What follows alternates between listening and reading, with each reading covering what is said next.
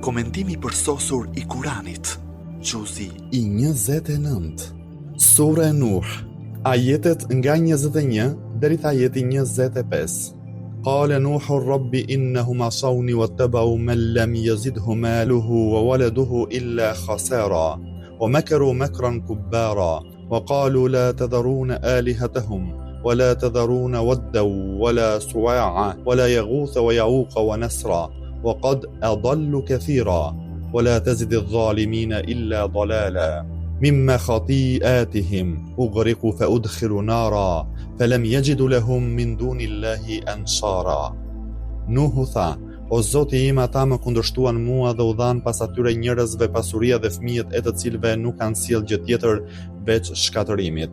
Ata kurdisën një kurth të madh dhe thanë: mos i lini kursesi zotat tuaj, mos e lini kursesi as Veddin, as Suvain, as Jeguthin, as Jaukën, as Nesrin, e kështu kanë futur në rrugë të gabuar shumë njerëz, prandaj keqbërësve mos u shto gjë tjetër veç humbjes. Për shkak të gjunaheve të tyre ata u përmbytën dhe u hodhën në zjarr, ata nuk gjetën mbrojtës tjetër për veten në vend të Allahut. Komentimi: mirësia e Allahut është me ty.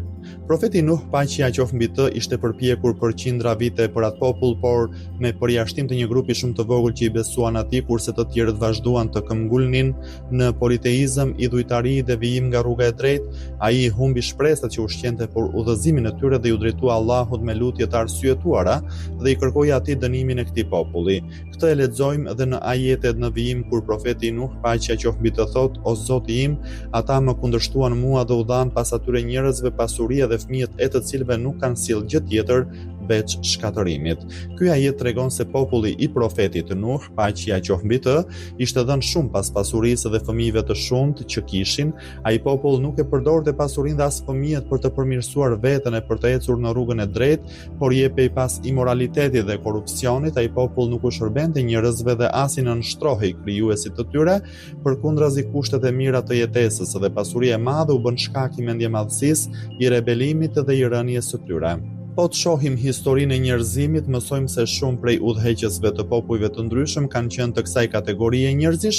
Ata ishin persona që ishin të dhënë vetëm pas pasurisë, pas marrëdhënieve jashtëmartësore, të cilat çonin në lindjen e fëmijëve jashtëkurore, ishin të dhënë pas rebelimit, pas kryenëçësisë, pas imponimit të bindjeve dhe ideve të tyre mbi masat e shtypura dhe tërheqjen e tyre si me zinxhir në udhën e devijimit. Ajeti 22 shton ata kurdisën një kurth të madh. Fjala kubbarun është përmendur në formë të pashquar dhe tregon se ata kishin kurdisur kurthe të mëdha djallëzore për çorientimin, pengimin dhe largimin e popullit prej thirrjes së profetit Nuh, paqja qoftë mbi të, por çkurthe ishin këto. Kjo mbetet enigmë dhe është e paqartë për ne. Ekziston mundësia që kjo të ishte çështja e adhurimit të idhujve, sepse sipas disa transmetimeve, adhurimi i idhujve nuk kishte ekzistuar para profetit Nuh, paqja qoftë mbi të. Ishte populli profetit Nuh, paqja qoftë mbi të, ai që shpiku adhurimin e idhujve. Thelbi kësaj çështjeje shpjegohet me faktin që në largësinë kohore midis profetit Adem dhe profetit Nuh, paqja qoftë mbi ta, kishte njerëz të lavdishëm dhe të drejtë për të cilët njerëzit shprehnin dashuri, por djalli dhe njerëzit me tipare satanike abuzuan me dashurinë e njerëzve dhe i shtyn ata të krijonin statuja të këtyre burrave të mëdhenj. Jo vetëm kaq, por i orientuan që t'i duan dhe respektojnë këto statuja në respekt të atyre burrave të mëdhenj. Nuk kaloi shumë kohë dhe brezat e mëvonshëm i lanë në hares faktet historike me të cilat lidhej ky aspekt dhe filluan të imagjinojnë se këto statuja si të tilla janë krijesa të dashura të cilat duhet të adhuroheshin. Në këtë mënyrë ata filluan me adhurimin e idhujve. Tiranët arrogante konsideruan këtë si një rast dhe si një metodë shumë efikase për sundimin mbi ta, i futën në kurth dhe me të vërtetë ky ishte një kurth i madh. Ka gjasa që ajeti në vijim të jetë dëshmi e kësaj çështjeje. Ky ajet pasi përmend këtë kurth të madh deklaron mos i lini kursesi zotat tuaj. Pra në asnjë mënyrë mos pranoni thirrjen e profetit Nuh, paqja qoftë mbi të, për të adhuruar Allahun një dhe të vetëm që asnjëherë nuk shihet me sy dhe preket me dorë. Veçanërisht këmbgulja e tyre ishte mbi 5 idhuj, të cilët Kurani i përmend: mos e lini kursesi as Veddin, as Suvain, as Jeguthin, as Jaukën, as Nesrin. Nga dëshmitë e ndryshme përftohet se këta 5 idhuj kishin veçori dalluese dhe ai populli devijuar u kushtonte vëmendje të veçantë. Për këtë arsye udhëheqësit oportunist të tyre këmbgulnin në adhurimin e këtyre idhujve. Rreth çështjes se nga dolën këta 5 idhuj, ekzistojnë interpretime të ndryshme. 1. Disa kanë thënë se këta janë emrat e 5 njerëzve të drejtë të cilët kanë jetuar para profetit Nuh, paqja qoftë mbi të, pasi vdiqën njerëzit të nxituar nga djalli, krijuan statujat e tyre si kujtim dhe i nderuan ata, kështu gradualisht arritën deri tek adhurimi i idhujve. 2. Disa të tjerë kanë shprehur mendimin se këta janë emrat e 5 fëmijëve të profetit Adem, paqja qoftë mbi të, dhe kur ndonjëri prej tyre vdiste, i ndërtonin një statujë për ta kujtuar. Me kalimin e kohës këto çështje u lanë në hares dhe në kohën e profetit Nuh, paqja qoftë mbi të, adhurimi i këtyre idhujve kishte arritur kulmin. 3. Disa të tjerë janë të mendimit se këta janë emrat e idhujve të cilët janë ndërtuar në kohën e profetit Nuh, paqja qoftë mbi të, sepse profeti Nuh, paqja qoftë mbi të, i pengonte njerëzit të bënin tavaf, të silleshin rreth varrit të Ademit. Disa njerëz me nxitjen e djallit në vend të kësaj ngritën statuja dhe filluan t'i adhuronin ato.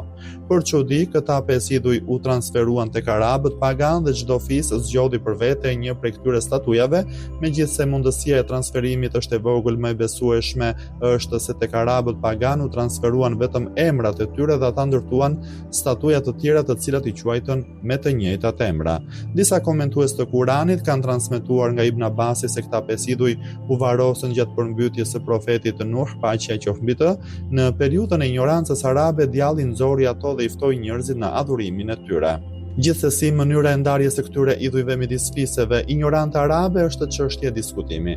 Disa pohojnë se idhulli i Vedas i përkiste fisit Beni Kelb dhe ndodhi në tokën e quajtur Daumetul Jandal, qytet në afërsitë të Tebukut që sot njihet me emrin Xhauf. Idhulli Sauan i përkiste fisit Hudeil që ndodhej në tokën e quajtur Rihat. Idhulli Yeguth i përkiste fisit Beni Katifit ose fisit Beni Medjah. Idhulli Yauk i përkiste fisit Hamedan. Idhulli Nesr i përkiste fisit Dhil Kelau, që ishte prej fiseve Hamir. 3 prej këtyre idhujve, Yeguth, Yauk dhe Nesr, ndodheshin në tokën e Yemenit, por pas mbizotrimit të Dhunivasit mbi Yemenin u zhdukën dhe populli u detyrua të konvertohej në fen judaiste. Historiani i njohur El-Waqidi thotë idhulli i Vud ishte në formën e një mashkulli, kurse idhulli i Sewas në formën e një femre, Yeguth ishte në formën e një luani, kurse idhulli i Yaukut në formën e një kali, idhulli i Nesrit ishte në formën e shqiponjës. Arabët pagan, sidomos banorët e Mekës, kishin dhe idhuj të tjerë që i adhuronin, si për shembull Hubul, që konsiderohej si idhulli më i madh i tyre dhe ndodhi në pjesën e brendshme të Qabes, gjatësia e tij arrinte 18 metra. Idhulli tjetër ishte Isafi, i cili ndodhej përballë Hajarul Aswad. Idhulli Nail ndodhej përballë Ruknul Yemani, që është janë në jugperëndim të Qabes. Përveç tyre ishin dhe idhujt Lat dhe Uzza. Më pas profeti Nuh, paqja qoftë mbi të shtonë, e kështu kanë futur në rrugë të gabuar shumë njerëz, prandaj keqbërësve mos u shtoi gjë tjetër veç humbjes.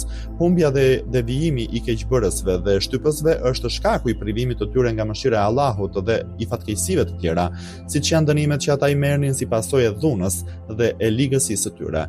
Allahu u merr atyre dritën e besimit dhe u zëvendëson me errësirën e mosbesimit.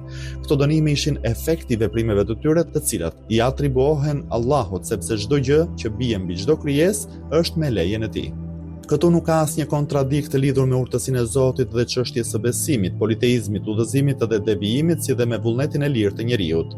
Në ajetin e fundit të diskutimit ton, Allahu i madhëruar fjalën e tij të fundit në lidhje me këtë çështje e thotë në këtë mënyrë: për shkak të gjunaheve të tyre ata u përmbytën dhe u hodhën në zjarr, ata nuk gjetën mbrojtës tjetër për veten në vend të Allahut.